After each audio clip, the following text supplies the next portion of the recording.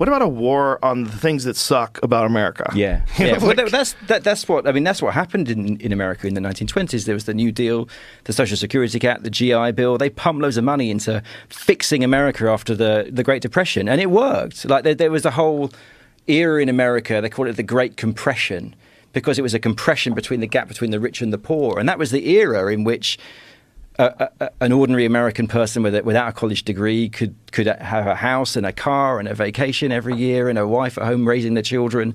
Yeah, that's how it can work without socialism. Joe Rogan recently has been on fire when it comes to exposing the woke left, and he is not slowing down anytime soon. As you can see, this tweet on the screen right here, it says, Joe Rogan asking the right question after the Senate passed a $95 billion funding bill for foreign wars in the dead of the night. What about a war on things that suck in America, says Joe Rogan on this Joe Rogan Experience podcast clip. And like I said earlier, man, Joe Rogan's been absolutely on fire. I think for a while he was kind of riding the fence, not wanting to completely take a stand against either side or for either side. But nowadays it's just very obvious which side is, I don't want to say the good guys and the bad guys, because even the side that Joe Rogan's going towards, there still are some bad guys out there, but it definitely is the better side when you really break it down. You know, there's obviously a very, very evil side and then a lot less evil side of things with some evil sprinkled in here and there. But let's check out this Joe Rogan podcast clip right here from the Citizen Free Press. Let's check out what Joe Rogan has to say in this clip, and then also have another clip of Joe Rogan just absolutely destroying the woke left. Let's check this out. So they just last night, in the middle of the night, passed some new Ukraine bill, like in the middle of the night. I didn't know that. They passed some bill. It's like, how much is it, Jamie? $95 billion. $95 billion. Wow. Plenty of money. Wow. That's a lot of money. Yeah. Imagine what they could have done with the money that they've already pumped into Ukraine, just in the inner cities of this country. Yeah. Imagine if there was, we said there's a war on crime and poverty and despair. This is our new war. Instead of a war on drugs, instead of a war on foreign countries, you know. I mean, we could damn near build a utopia. Like we could literally have like Dubai like infrastructure, Dubai like structures with their buildings, and we could literally have like damn near a utopia.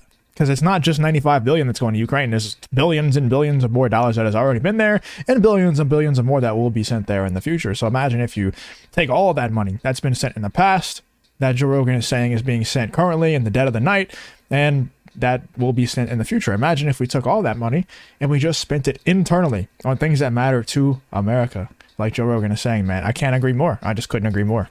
Questionable origins of how this conflict started. What about a war on the things that suck about America? Yeah. Well, that's what happened in America in the 1920s. There was the New Deal, the Social Security Act, the GI Bill. They pumped loads of money into fixing America after the Great Depression, and it worked. Like there was a whole era in America. They called it the Great Compression because it was a compression between the gap between the rich and the poor, and that was the era in which an ordinary American person without a college degree could have a house and a car and a vacation every year and a wife at home raising the children.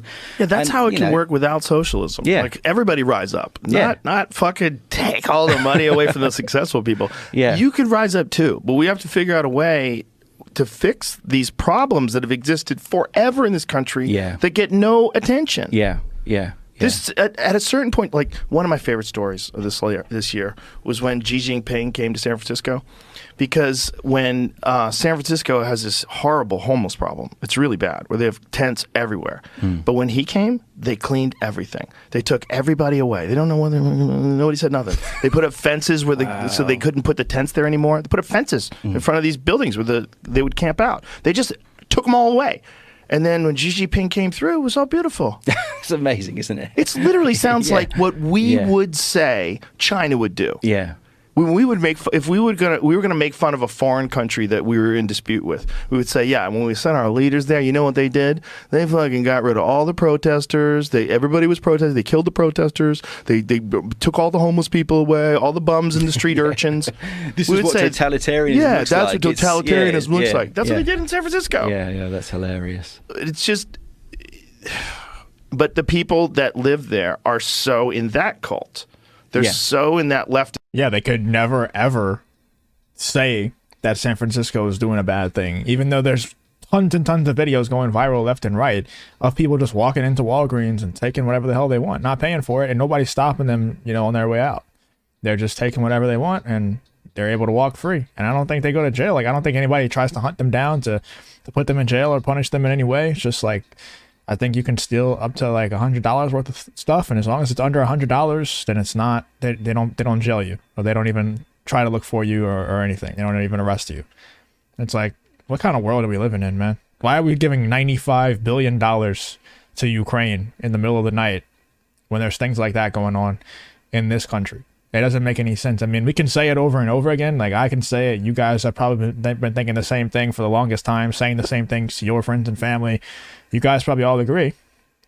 But what really needs to happen, and what is starting to happen now, is we need people like Joe Rogan, like Tim Pool, like Russel Brand, and all these other guys. We need these people like Joe Rogan and people who go on Joe Rogan's podcast to speak out against these things, to speak out in favor of actually keeping this money internal, you know, being actually America first. There's not very many politicians, there's not very many people out there who actually are America first nowadays. Seems like Joe Rogan definitely is, even though he has some liberal values, and he definitely is, you know, very liberal in some of his beliefs traditionally.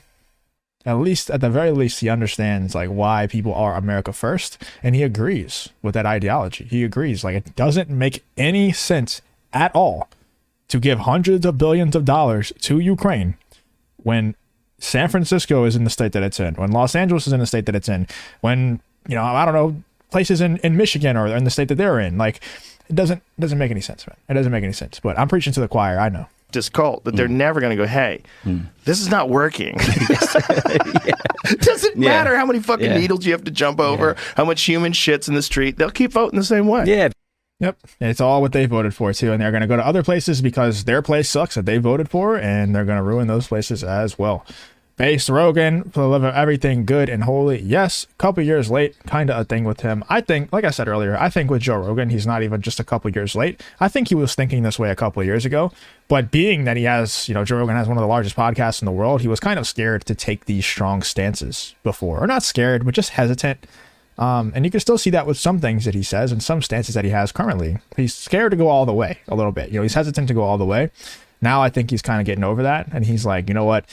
It's hard for me to even act like I don't fully think this. So let me just be honest with y'all and tell y'all what it really is. And I really appreciate it. You know, Joe Rogan is one of the largest voices out there. So you have to appreciate this and think that this is definitely him moving the needle in the right direction. He has one of the largest voices, one of the largest influences out there. So let's check out this other clip from the Post Millennial. It says Joe Rogan explains how propaganda has driven the left absolutely insane and says that it's all on purpose. Let's check this out, man. Like I said, Joe Rogan absolutely killing the game recently. It's done purposely, and I think it's done if you have enough stuff about like whatever the thing is, whether it's Black Lives Matter or whether it's Ukraine or whether it's free Palestine from the river to the sea. If you have enough of that online, it moves the needle. And the way I described it the other day, it's like if two ships are going in a certain direction. This is a ship where people logically work through things, and this is a ship that's adjusted by the algorithm, affected by the algorithm. If it just moves that much, over time, this is what we're seeing. So over time, you and I, who used to be on the left, are now like, where's the left? Where are you guys? You guys are so far away. I can't even see you. You're out of your mind. You're fucking chopping dicks off and giving little kids hormone blockers. You have no idea what the long-term consequences are. You're ignoring the health risks. You won't even talk about the health risks. You use things like gender affirming care. What are you saying? What are you saying when you're talking about children? Why are you just accepting this? Because it's a noble thing to blurt out so everybody goes, you're on the right team. That's what it is. It's not like, oh my God, what are we doing to kids? It's not like, oh my God, what are we doing to San Francisco? It's not like, oh my God, why are we letting these violent criminals out of jail? It's like, oh my God, why are we defunding the fucking police? I mean, like I said, Joe Rogan is just absolutely on fire, asking all the right questions, and you could tell it's the same stuff that's driving Joe Rogan insane is the same thing that's driving me insane, driving you insane, and driving the rest of the people who actually are free thinkers, who actually are awake in the whole situation, driving everybody else insane too. Let me know what you guys are thinking about Joe Rogan's recent podcast clips that are just going viral left and right of him just tearing the left apart. And, you know, there's other people as well, like Joe Rogan, and Russel Brand is reacting to Joe Rogan and talking about the same things, like not even just agreeing with what Joe Rogan's saying, but asking the question, like, why is this bad to ask? Like, why are people getting mad at Joe Rogan for asking these questions? Shouldn't we all agree that free debate, open debate is the best way to go about it. But